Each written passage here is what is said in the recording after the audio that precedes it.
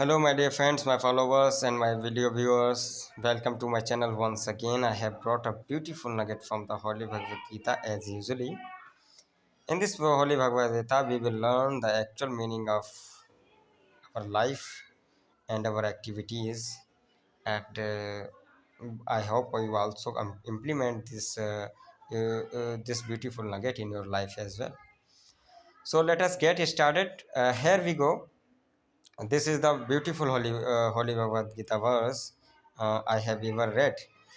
So I hope you will also enjoy it and learn it carefully and read it and listen it carefully. So here we go. धूमेन व्रियते वहैर्यथार्दर्शनो मलेन च यथोल्बेनाव्रतो गर्भ तथा तेनेदमाव्रतम् धूमेन व्रियते वह यथा दर्शो मलेन च यथोल्बेनाव्रतो गर्भस् यथा तनेदमाव्रतम्. What is the meaning of this verse? Let us go the translation of this verse. Just as a fire is covered by smoke, a mirage is masked by the dust, and the embryo is concealed by the bomb. Similarly, one's knowledge gets shrouded by desire. Here, shroud, what is the meaning of shroud? If we can translate it, this word in Hindi, it means kafan. What does kafan do? Kafan, the shroud covers our body or dead body. Okay, the kafan uh, uh, covers the dead body. Here, what does the shroud mean? It covering to anything. So it covered by desires. Knowledge is gets covered by desires. Okay, so as a fire is covered by smoke and mirrors by dust and the knowledge by desire. So come let us go to the detailed explanation of this verse. Here it is. Here we go. Knowledge of what is right and what is wrong is called discrimination. What does discrimination mean? We find what is wrong and what is right. This is discrimination. If we discriminate something, we compare something uh, to, to find out is it wrong or is it right. Okay, so this is the meaning of discrimination.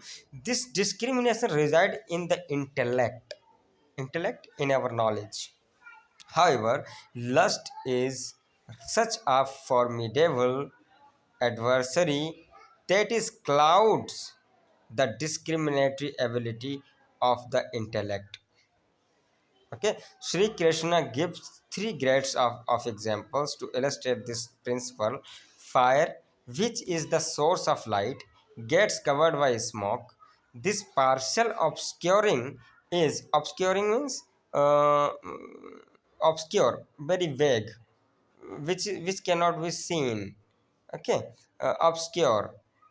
Partial obscuring is like the thin cloud that sattvic desires create. Sattvic desires create. A mirror which is similarly reflective gets obscured by dust. This semi opacity, opacity means clearness.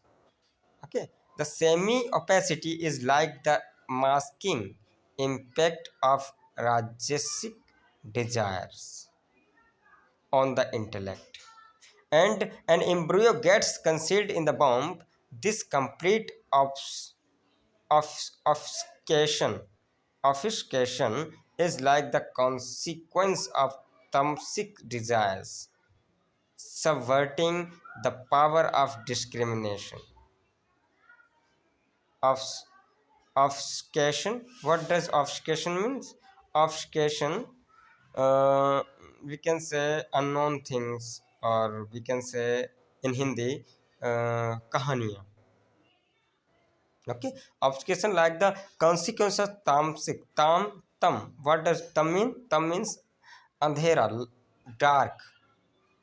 Okay, desires of subverting the power of discrimination. Similarly, in proportion to the grade of our desires, the spiritual knowledge we may have heard and read gets shrouded. There is a beautiful allegoric, allegoric, allegorical story to illustrate this point.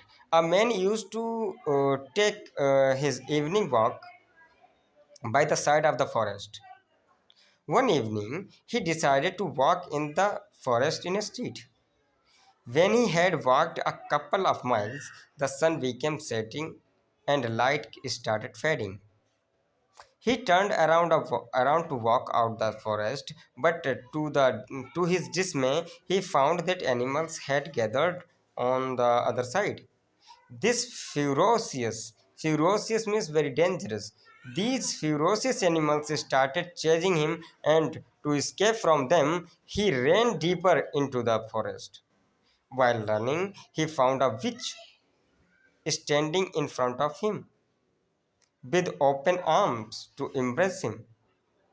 To escape her, he turned this direction and ran perpendicular to the animals and the witch. By then, it had become dark. Unable to see much, he ran over a ditch. Ditch means a pit, a very big pit. Ditch and was covered by the vine hanging from a tree. He fell headlong, but his feet became entangled in the vine. Entangled means um, in Hindi we can say ulajh jana. Entangled in the vine. As a result, he began hanging upside down above the ditch. After a few moments, he came to his senses and saw a snake sitting at the bottom of the ditch, waiting to bite him if he fell down. In the meantime, two mice appeared, one white and one black, and he started nibbling. Nibbling in Hindi we can kutarna. Nibbling at the branch from which the vine was hanging. To confound his problems, some wasp gathered and began stinging him on his face. In this precarious situation, precarious means very steep, very difficult situation, it was found that the man was smiling. Philosophers,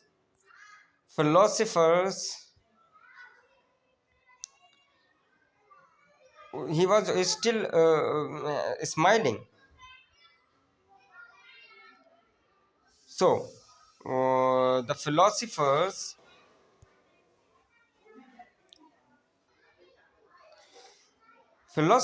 gathered to ponder how he could smile in such a dire strait.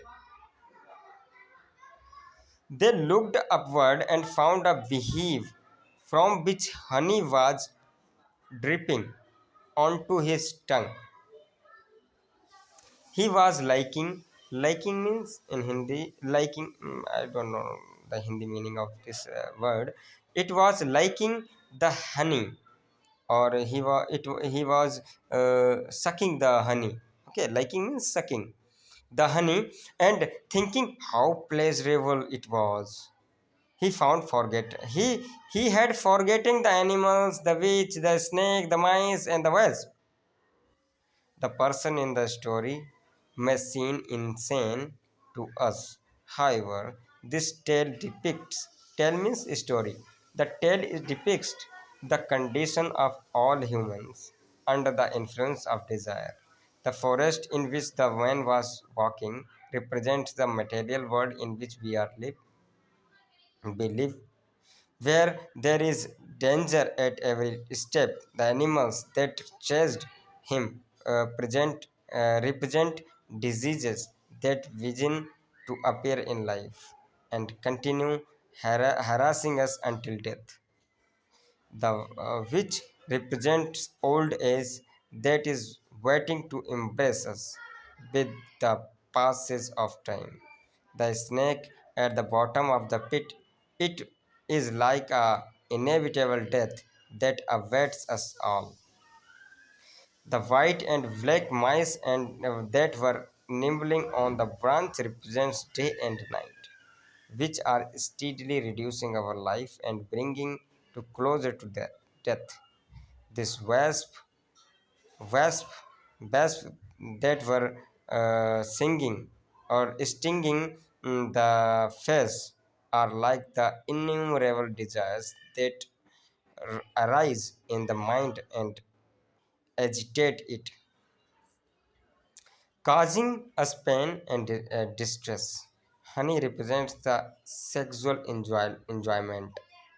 Honey represents the sexual enjoyment we experience in the world, which clouds the discrimination of our intellect.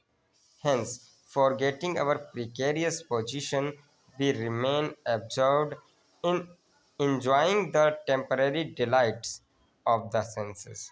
Sri Krishna states that it it is this type of lustful desire that is responsible for shrouding our power of discrimination.